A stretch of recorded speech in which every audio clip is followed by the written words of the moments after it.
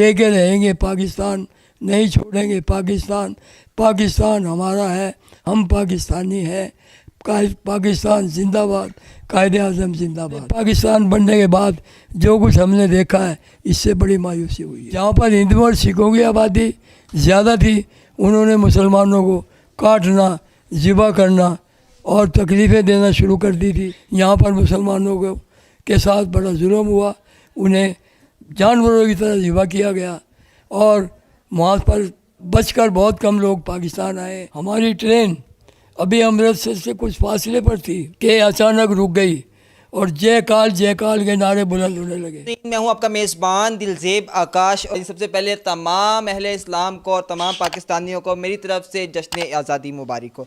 नाज़रीन, जश्न आज़ादी जो एक जज्बा है लोगों में, जो आज़ादी जब हुई तो पाकिस्तान आज़ाद हुआ था, उस दौरान जो खुशी थी वो खुशी को ज़ाहिर करने के लिए पाकिस्तानी जो हैं हर तरीके से जश्न आज़ादी मनाते हैं। लेकिन आज हम जो है जश्न आज़ादी था वो कैसे हुआ, कितनी लाजवाब कुर्बानियों का सामना करना पड़ा, उस हवाले से हम आज बात करने जा रहे हैं मुल्तान के दिलावर हुसैन कुरैशी अल मारूफ बाऊजी।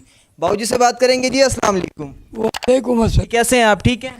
दुआओं की ज़रूरत है, अल्लाह का करम है। तो सबसे पहले आपसे आगाज़ करेंगे कि जब पाकिस्तान बना तो उस वक़्त क्या तासुरात थे आपके? पाकिस्तान बनने से पहले मैं तकरीबन 8 साल की उम्र का था और पाकिस्तान बनने से पहले हम ज़िला रोहतक, जो हिंदुस्तान के हरियाणा सूबे का एक मशहूर शहर है और बड़ा शहर है, उसमें रिहाइश पजीर था।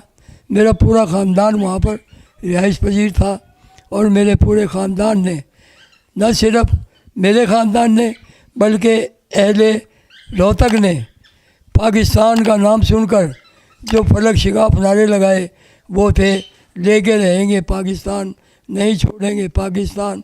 पाकिस्तान हमारा है, हम पाकिस्तानी हैं। पाकिस्तान जिंदाबाद, कायदे आज़म जिंदाबाद। तो इन नारों से हमारा रोहतक जो है गूंज रहा था और इन नारों ही की बुनियाद पर वहाँ पर जलसे और जुलूस शुरू हो गए थे और उन जलसे और जुलूसों में कायदे आज़म जिंदाबाद के नारे लगाए जाते। पाकिस्तान का हिस्सा बनना पड़ेगा और पाकिस्तान एक ऐसा मुल्क बनाया जाएगा जिसमें मुसलमान आज़ादी के साथ रहेंगे, उनकी इज़्ज़त और आबरू को महफूज रखा जाएगा। बच्चों वाली उम्र होती है, अमूमन जो बच्चों की दोस्ती होती है वो गली मोहल्ले के जो दोस्त थे उनके साथ दोस्ती थी। आपका जो इलाका था रोहतकपुर, वहाँ पर जो है वो हिंदू भी होंगे, मुस्लिम भी होंगे, इकट्ठे रहते होंगे, आप सब खेलते होंगे। तो जब आप वहाँ से हिजरत करने लगे तो आपके उस वक़्त क्या तासुरात थे? उन दोस्तों को छोड़ना पड़ा? खैर, इतना शऊर तो मुझे नहीं था कि वहाँ छोड़ते वक्त सिर्फ एक ही सोच थी कि हम पाकिस्तान जाएंगे, पाकिस्तान हमारा मुल्क होगा, पाकिस्तान हमारा शहर होगा, पाकिस्तान हमारा वतन होगा, वहीं पर मरेंगे, वहीं पर जिएंगे और इस्लामी निज़ाम कायम करेंगे। लेकिन ये पाकिस्तान बनने के बाद जो कुछ हमने देखा है, इससे बड़ी मायूसी हुई है। बिल्कुल, बहुत ज़्यादा मायूसी हुई है। अच्छा सर, ये बताइएगा कि जब आप वहाँ से निकले, सफ़र के दौरान किन मुश्किलात का सामना करना पड़ा? लाजवाब कुर्बानियाँ हुई, आपने तो तमाम चीज़ें अपनी आंखों से देखी हुई हैं। जो हमारे देखने वाले हैं उन्हें ज़रा बताएं कि किन किन कुर्बानियों का सामना करके हमें पाकिस्तान मिला है। पाकिस्तान वजूद में आने से तकरीबन 1-1.5 महीने पहले हिंदुस्तान में बलवे शुरू हो गए थे। जहाँ पर मुसलमानों की आबादी थी वहाँ पर तो वहाँ अमन था, जहाँ पर हिंदुओं और सिखों की आबादी ज़्यादा थी उन्होंने मुसलमानों को काटना, ज़िबा करना और तकलीफ़ें देना शुरू कर दी थी। और रोहतक चूँकि एक बड़ा शहर था, इसमें अक्सरियत मुसलमानों की थी, सिख और हिंदू बहुत कम तादाद में यहाँ रिहाइश पजीर थे। ये बलवों का ऐलान सुनकर हिंदू और सिख रोहतक से फरार हो गए थे और रोहतक में सिर्फ मुसलमान अक्सरियत कायम थी और इन्होंने मिलकर यहाँ आज़ादी के लिए नौजवानों को मुंतखब किया और उनकी ड्यूटियाँ लगाई कि आप शहर की हिफाजत करें। और रोहतक में काफ़िले आने शुरू हो गए। किन लोगों के? जो रोहतक के मुज़ाफ़ाती इलाके थे, जैसे झज्जर हुआ, हांसी हुई, कलानौर हुआ, असार हुआ, गुआना हुआ, खरखोदा हुआ, ये उसके मुजाफाती इलाकों के नाम मैंने आपको बताए हैं। यहाँ पर मुसलमानों को के साथ बड़ा जुल्म हुआ, उन्हें जानवरों की तरह ज़िबा किया गया और वहाँ पर बचकर बहुत कम लोग पाकिस्तान आए। वो काफ़िलों की सूरत में रोहतक में आ रहे थे और उनके खाने पीने का बंदोबस्त अहले रोहतक उस वक़्त करते थे। और जब पाकिस्तान बनने के ऐलान से चंद दिन पहले हमें बताया गया कि आप पाकिस्तान रवाना होंगे, तो हमने प्रोग्राम बनाया कि हम भी एक बड़े काफ़िले की सूरत में पाकिस्तान रवाना होंगे। मगर चूँकि वहाँ का एक डिप्टी कमिश्नर मुसलमान था, उसने इंतज़ाम किया और हमें बताया कि आप काफ़िले की सूरत में नहीं, आप ट्रेन के ज़रिए पाकिस्तान जाएंगे, लिहाजा आपका बंदोबस्त हमने कर दिया है। तो एक ट्रेन के ज़रिए हमें मोहल्लावार पाकिस्तान में रवाना किया गया। हमारी ट्रेन अभी अमृतसर से कुछ फासले पर थी कि अचानक रुक गई और जय काल के नारे बुलंद होने लगे।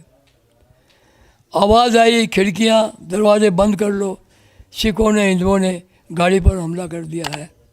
हम घबरा गए, परेशानी के आलम में हर आदमी की ज़ुबान पर कलमा तैयबा जारी था और हम सोच रहे थे मौत हमारे सामने खड़ी है कि अचानक फायरिंग की आवाज़ बुलंद हुई और उसके बाद गाड़ी ने चलना शुरू कर दिया। तो हमारे आबा उस्ताद ने मालूम किया कि क्या हुआ था, तो उन्हें बताया गया कि जो गाड़ी चला रहा था वो एक हिंदू था, ड्राइवर गाड़ी का हिंदू था और उसने गाड़ी रोकी थी। यहाँ पर बलवाइयों ने हिंदुओं और सिखों के साथ मिलकर गाड़ी पे हमला करना था, मगर हमारी गाड़ी में 4 जवान राजपूत जिनका आर्मी से ताल्लुक़ था वो सवार थे, उनके पास असला भी था। उन्होंने स्ट्रेट फायर किए और उन फायरों के आवाज़ों से सुनकर वो लोग वहाँ से भागे अपनी कृपानें और अपने जूते छोड़कर, और एक जवान ने फौरी तौर पर ड्राइवर के सीने पर गन रखी और उसे कहा गाड़ी चला। उसने गाड़ी चलाई और चंद मिनटों के बाद हम पाकिस्तान की सरहद में दाखिल हो गए। अच्छा ये बताइएगा, काफ़ी शहादतें आपने देखी हैं, सबसे ज़्यादा जो लोग हमारे शहीद हुए, हमारी माएँ बहनों को जिन्होंने सतम इतना उठाया, वो कहाँ पे हुए, कहाँ पे ज़्यादा जुल्म किया गया? रास्ते में उनको ज़्यादा जुल्म का निशाना बनाया गया या वहीं पर जहाँ पे आप थे वहाँ पर जुल्म का निशाना बनाया गया? जहाँ पर हम थे वहाँ पर तो उनकी ताकत नहीं थी, क्योंकि वहाँ मुसलमान अक्सरियत में थे। और मैंने बताया कि एक रात अचानक हम छतों पर सोए हुए थे तो नारे तकबीर की एक आवाज़ गूंजी और उसका जवाब पूरे रोहतक के जवानों, बूढ़ों और बच्चों ने दिया अल्लाह अकबर की सूरत में। और बेदार होकर जब छतों पे खड़े होकर देखा तो हमारे रोहतक के बाहर खेत खलियान थे और जंगल था, तो वहाँ पर रोशनी नज़र आई और वो या तो शहर की तरफ आ रही थी या वो वापस जाने लगी। सुबह जब हुई हमारे जवानों ने जाकर वहाँ देखा, वहाँ करपाने, जूतियाँ और ये भाले ये वहाँ पड़े हुए थे। तो मालूम हुआ कि रात को वो लोग शहर पर हमला करना चाहते थे, मगर इस गैबी आवाज़ ने, नारे तकबीर की आवाज़ ने उन पर इतना रौब कायम किया कि वो भागने पर मजबूर हो गए और उन्होंने वहाँ से भागकर अपनी जान बचाई। लेकिन रोहतक के जो मुजाफाती इलाके थे वहाँ पर मुसलमानों की आबादी बड़ा नाम थी और वहाँ पर कत्लेआम ज़्यादा हुआ है, और जहाँ पर मुसलमान कम थे उन्होंने उनको ज़िबा किया जानवरों की तरह, और तकरीबन 90-95 हज़ार मुसलमान को उन्होंने शहीद किया। हमारी जवान बच्चियों ने कुओं में छलांगें लगाई हैं अपनी जान बचाने के लिए, इज्जत और आबरू की खातिर कुओं में छलांग लगाकर अपनी जान आफरीन के हवाले की। और हमारे नौजवानों ने मुकाबला करते हुए जाम शहादत नोश किया और हमारे बूढ़ों ने भी अपनी जान को बचाने के लिए उनके साथ हल्की फुल्की लड़ाई की और वो शहीद हो गए। तो पाकिस्तान बहुत बड़ी शहादतों, बहुत बड़ी कुर्बानियों के बाद आलम वजूद में आया है। काश आज हमारी कौम उन गुमशुदा शहीदों को याद करते हुए पाकिस्तान को उसी नहज पे लाने की कोशिश करे जिसके नहज के लिए पाकिस्तान कायम हुआ था। आपने पूरा 75 सालों में पाकिस्तान को देखा है, पहले सदर भी आपने देखे, उसके बाद आपने पूरा एक सियासत को सिलसिला चलते हुए देख रहे हैं। तो मैंने ये भी सुना है कि आपके पास काफ़ी बड़े बड़े सियासतदान यहाँ सदर आके बैठे रहे हैं। कौन कौन से ऐसे सदर थे जो आपके पास आते थे? सबसे पहले तो मैं जुल्फ़िकार अली भुट्टो का नाम लूँगा कि उसके साथ मैंने पैदल सफ़र किया, ट्रेन में सफ़र किया, हवाई जहाज़ में सफ़र किया, और जुल्फ़िकार अली भुट्टो के मैं बहुत करीब रहा हूँ। और मैंने जो कुछ उनमें पाया मैं उसकी सिफात बयान नहीं कर सकता। वो एक मुसलमान, सही मुसलमान साबित हुआ था, और उसने पाकिस्तान को जो आइन दिया 1976 का, उसमें इस्लामिया जमहूरिया पाकिस्तान का नाम उसने शामिल कराया। और उस 1973 के आइन में ये बात शामिल थी कि यहाँ पर ऐन इस्लाम के मुताबिक हुकूमत होगी, और हुकूमत में उन लोगों को लाया जाएगा जो नेक, साले और दयानतदार हों। मगर ऐसा नहीं हुआ। इन जालिमों ने जुल्फ़िकार अली भुट्टो को मारकर पाकिस्तान को बहुत पीछे धकेल दिया। चौधरी फजल इलाही था, उसे उन्होंने फौरी तौर पे बरतरफ करके भुट्टो पर कत्ल का इल्ज़ाम लगाकर उसे नाजायज़ कत्ल किया, और पाकिस्तान के लिए उन्होंने ये बहुत बुरा काम किया। वो कौन से सदर थे, कौन सी पार्टी से ताल्लुक़ था? जैसे कि अभी आपने बताया कि जुल्फ़िकार अली भुट्टो साहब भी आपके पास आते थे, उसके अलावा एक सदर थे आपके पास आते थे, वो कौन थे? सदर फारूक लगाई साहब थे, उनसे मेरे बड़े गहरे ताल्लुकात थे। वो अक्सर जब भी शहर में आते थे तो वो मेरी शॉप पे कपड़े की दुकान थी चौक बाज़ार में, उस पर या मेरे घर आते थे, खाना यहीं खाते थे। ममलकत हुदूद पाकिस्तान के सदर होते हुए वो अक्सर मेरे यहाँ आया करते थे। और उसके अलावा मीर मुर्तज़ा भुट्टो मेरे घर पे तशरीफ़ लाए, उन्होंने यहाँ खाना खाया, हमने उन्हें यहाँ एक इस्तकबाल दिया। अहले मुल्तान इस बात को अभी नहीं भूले। बेनज़ीर जिस वक़्त मुल्तान में पहली दफ़ा भारत हुई तो उसका जो इंचार्ज था, चीफ सिक्योरिटी इंचार्ज, और रशीद साहब थे। तो उस दौर में मेरा मकान जो हुसैन लगाई वाला है, उस पर मोहतरमा बेनज़ीर ने अपने हाथ से परचम लगाया, परचम कुशाई की, जिसे जंग अखबारात ने बड़ी कवरेज दी थी कि मोहतरमा बेनज़ीर भुट्टो ने दिलावर हुसैन कुरैशी के मकान पर अपने हाथ से परचम लगाया है। यहाँ पर जितने जलसे मोहतरमा ने किए, उन स्टेजों का मैं कन्वीनियर भी रहा हूँ, और पंजाब एग्जीक्यूटिव बॉडी का मेंबर भी रहा हूँ, और मुल्तान सिटी का इलेक्टेड प्रेसिडेंट भी रहा हूँ, जो 8 साल तक मुसलसल मुल्तान की बागडोर पीपल पार्टी की मेरे हवाले थी। फ़र्क है जी, बताइएगा 75 साल सियासत आपने मुकम्मल देखी, जो अब सियासत है क्या फ़र्क है? आज सियासत नहीं है, आज लूट मार का बाज़ार गर्म है। पहले जो सियासत थी उसमें दयानतदारी थी। जुल्फ़िकार अली भुट्टो का मैं आपको नाम बार बार लूँगा कि उसके दौर में करप्शन का इल्ज़ाम किसी काबीना के वजीर पे नहीं लगाया जा सका, पार्टी के किसी कारकुन पे, किसी अहदेदार पे कभी ये इल्ज़ाम नहीं लगा कि इसने खुर्द-बुर्द की है। लेकिन उसके बाद जो हुकूमत आई वो लूट मार का बाज़ार उन्होंने गर्म किया, पाकिस्तान को तबाही के दाने तक पहुंचाया, पाकिस्तान को नाकाबिले तलाफ़ी नुकसान पहुंचाया। उन्होंने अपने घर बने, गैर मुल्कों में अपनी जायदादें बनाई, गैर मुल्कों में अपनी कंपनियां बनाई, और वो मज़े कर रहे हैं। और यहाँ लोग गुर्बत की वजह से लोग भूखे खुदकशियाँ करने पर मजबूर हैं। साबका हुकूमत में आपके ख्याल से कौन सी ऐसी पार्टी थी जो सबसे बेस्ट थी? पीपल पार्टी से अच्छी कोई हुकूमत नहीं थी, कोई पार्टी अच्छी नहीं थी। इसने जो अपना नज़रिया पेश किया था वो बहुत अच्छा था। रोटी कपड़ा और मकान, मईशत और इस्लामी निज़ाम को पाकिस्तान में कायम करने की कोशिश की थी।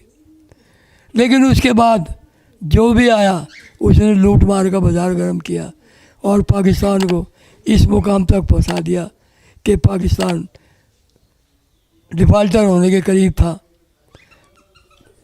पिछले दिनों पीटीआई एक जमात बनी जो अरसा दराज से कायम थी, लेकिन वो बरसर इक़्तिदार कभी नहीं आई थी। शाम ये किस्मत कि वो अब बरसर इक़्तिदार आ गई ग़ालिबन 2018 में, और 3 साल उसने हुकूमत की। उसने पाकिस्तान को उसी डगर पे लाने की कोशिश की। मैं पाकिस्तान पीपल पार्टी का कारकुन हूँ, कारकुन था, कारकुन हूँ, कारकुन रहूँगा, मगर इन बेईमान लोगों के टोले के साथ मैं नहीं हूँ और मेरा नज़रिया इनके ख़िलाफ़ है। अब पीपल पार्टी का वजूद यहाँ पर कायम नहीं है, यहाँ पर तो अब जरदारी पार्टी कायम हो गई है। अच्छा ये बताइएगा, अब मौजूदा सूरत हाल में आप क्या देखते हैं, कौन सी पार्टी सबसे अच्छी है और काम करने वाली है? जहाँ तक मेरा अपना ख्याल है, ख्याल पे कोई पाबंदी नहीं है, ख्याल सही भी हो सकता है, ख्याल गलत भी हो सकता है। इस वक्त मौजूदा दौर में जो पार्टी अच्छे काम कर रही है उसका लीडर है इमरान खान।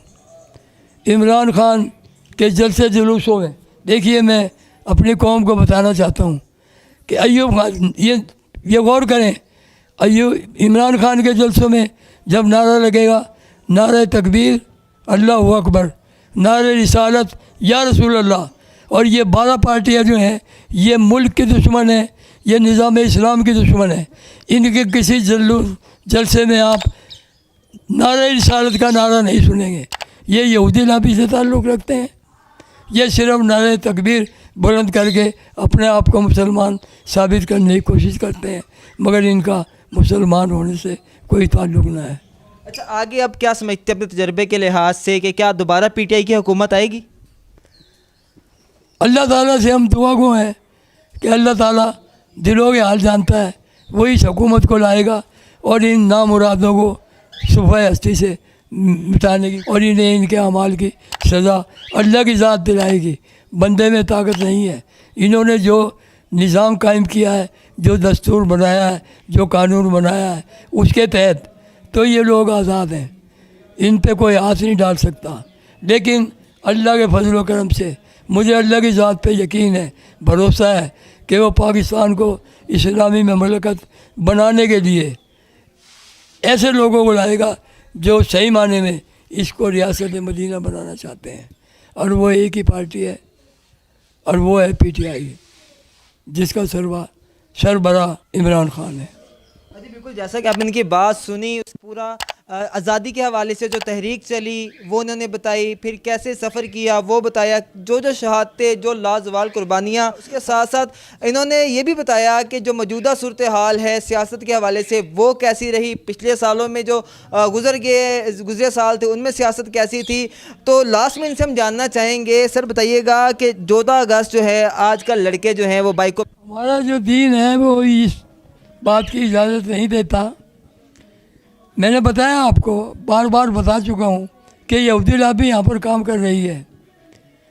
तो ये वो लोग हैं जो नाजायज़ दौलत हासिल करते हैं, नाजायज़ पैसा करते हैं, रिश्वत के ज़रिए हासिल करते हैं और उस पैसे ने इनको मजबूर कर दिया है। ये वो गाड़ियाँ चलाते हैं और वो नाजायज़ काम करते हैं और गरीबों की मदद नहीं करते। ये लोग अपनी हैसियत को जिताने के लिए लोगों को दिखाते हैं कि हम बड़े हैं, हम बड़े थे, हम बड़े रहेंगे। तो इस्लाम इस बात की इजाज़त नहीं देता और ये गैर इस्लामी फेल है जो ये कर रहे हैं। ये बेअदबी का शिकार है।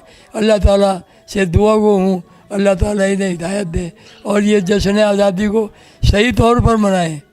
देखिए, ये 12 दिन जो शहादत हुसैन के नाम से मौसूम किए गए थे, तो यहाँ पर हमारा ये प्रोग्राम था। पूरे 12 दिन हमारे घर में महफिलें हुई हैं, नात खानी हुई है, इमाम अली मुकाम की शान में अच्छाई बयान की गई है, उनकी तारीफ़ की गई है, वाक़यात बयान किए गए हैं और कुरान पाक ख़त्म किया गया है। और कुरान पाक के बाद हम नज़र न्याज जारी करते थे 12 दिन तक और इंशाअल्लाह हमारी कोशिश है हम अपने इस अमल को जारी और सारी रखेंगे। बिल्कुल जारी से रखें। लास्ट में हमारे जो देखने वाले हैं, हमारे जो नौजवान तबका है, जो बूढ़े लोग हैं, जो अपने घरों में माई बहनें बैठी हैं, उन्हें लास्ट में क्या मैसेज देना चाहेंगे? मेरा मैसेज तो यही है कि वो अपनी औलाद को इस्लामी सोच सलात पे पाबंद करें, घर के माहौल को इस्लामी बनाएं और इस्लाम के असूलों के मुताबिक काम करें और इससे पाकिस्तान का नाम बुलंद होगा, उनके घरानों का भी नाम बुलंद होगा और वो बच्चे आला तालीम हासिल करके, इस्लामी दीनी तालीम हासिल करके पाकिस्तान के अच्छे मेयारी सबूत साबित बिल्कुल अच्छा मेयारी सबूत साबित होंगे। तो इसी के साथ नाजरीन अपने मेज़बान दिलजेब आकाश को इजाज़त दीजिए। अल्लाह मेरा और आपका हामी और नासिर हो। देखते रहें डेली व्लॉग पाकिस्तान।